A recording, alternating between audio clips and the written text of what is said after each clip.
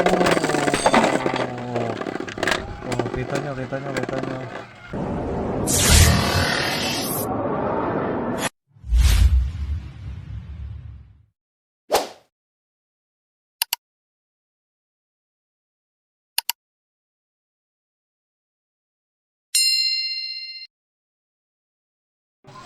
Yo, what's going guys? Welcome back sa Beyblade X, and for this video, we're gonna unpack mga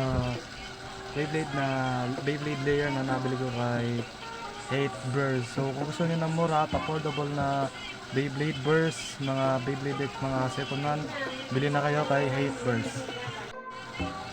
Okay, buksan na natin.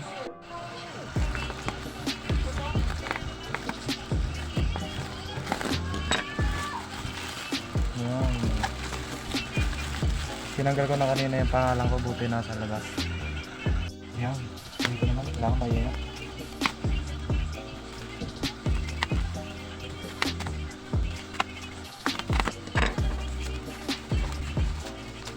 Yan. Yung narunod tayo. Eh, sabi ko na nga ba sa akin yung Merit Project. Thank you, Hate First. Ano siya guys? Laro yun sa gusto mo natin. Ano. Kesa ganun yung guys ha. Hanapin ko na lang yung pinakang ano. Hindi sa amin. First time ko lang na nakabili kay Hebert ng gantong may cradle. Yung nakakadami wala. Nice man. Tapos may tournament na ano pa. Sheesh. Thank you. Ayan na guys. Wow. May Lego pa yun. Tama sa parts ko. Kasi ito pa. 8 cord na huli red. Para sa metal pipe. Pang ganda-galing sa ano. Pagpod na rin ang ganito ko eh. Nice one. Paano itong diamante yun? Benta ko kaya ito para bilita. Ano tayo araw-araw unbox. Kasi itong mga dati Pokemon, ngayon naman mga favorite Ninjago. Tapos meron ding Lego. So tapos meron nito yung sa Takara Tomy na ano, shish, tatabi ko to. Wow. Ito oh. Beyblade X, yan, avoid buying fake. Yan. Thank you, Hate Burst. Alala mo kahit na ito lang yung display ko to, thank you. Okay. Bangky pa. Ayos pa ata ito eh. Itong main topic. Ibigay ko to sa kapatid ko naman. Okay, sa layer lang ang binili ko po. Only 200 pesos. 200 pesos. Kuha pa ako ng 20 sa kanya. Super si Deep Chow. Wala siyang chip. Pero ang gimmick doon is bounce. So, para siyang nating driver but sa layer. Chronos, ang gimmick niya is change mode. Di ko alam kung anong type to. Balance mode ata.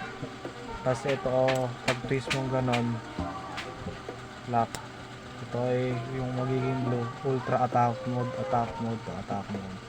Kasi naka-align yung mga layer. Next si Bahamut. Arc Bahamut. Ang gimmick na is perfect circle. Pero may god chip siya. Kung nakakakas ito. Okay, sa before we test spin, so na-discover ko pwede yung X-Rip cord ni Brandbuster sa ano, para na siyang Phoenix Winder kumbaga. Pagkukumpirin nyo kung ano mas mahaba yung ano, mas mahaba to para dito.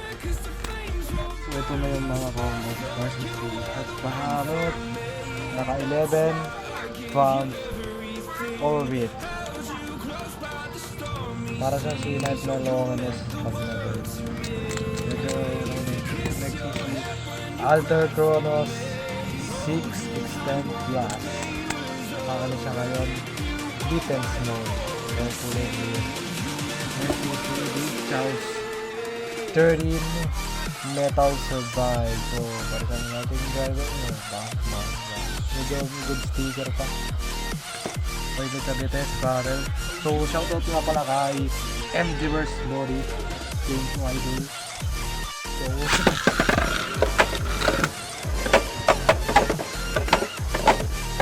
yung flower pattern. Set speed. Deep chow.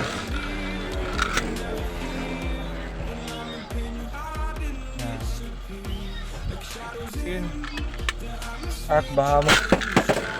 Pangit tunog ng water ko na yan. Long Reaper. And although gimmick niya is perfect circle, but pagka ano, quang. Barrel. First is Deep Chows versus Siege Excalibur. Natin yung Siege at akong gagana.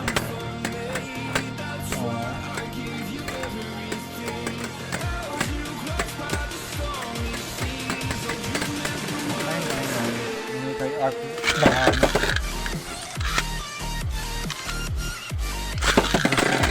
Shelter Regulus. Nangyari din yun sa amin eh guys.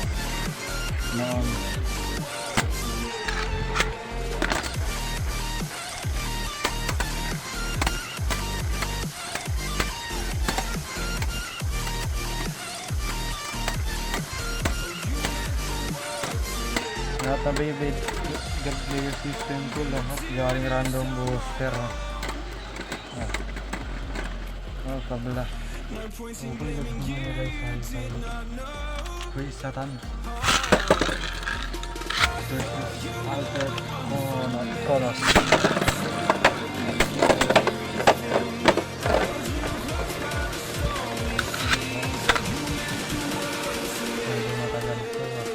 Mamaya change mode natin siya. Laban natin kay Black Genius.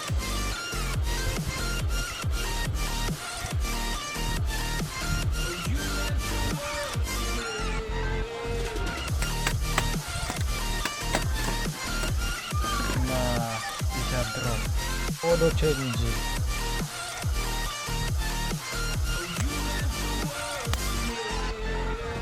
Ano balance sumunod?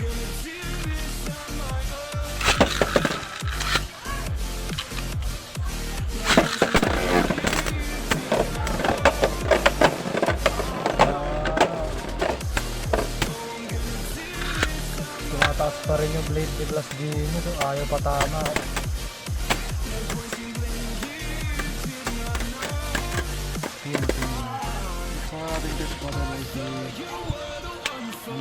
Deep Chow right spin.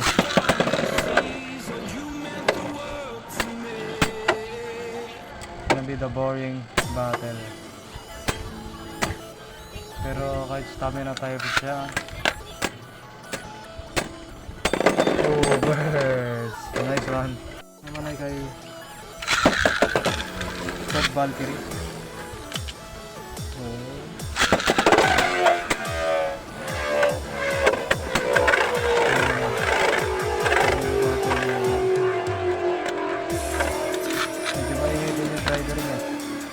Pag na-destroy driver.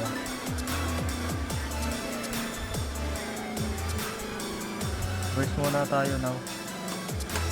Bandit nito ng Phoenix Team Gun Dagger sa Karaynahan. Hindi ko i-unpack kasi sira lang. Sira yung mga rito na upgrade naman.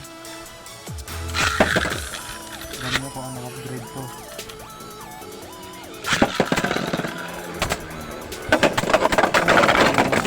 W. So guys, sa final na to may Deep Chow. Handspin pop mid.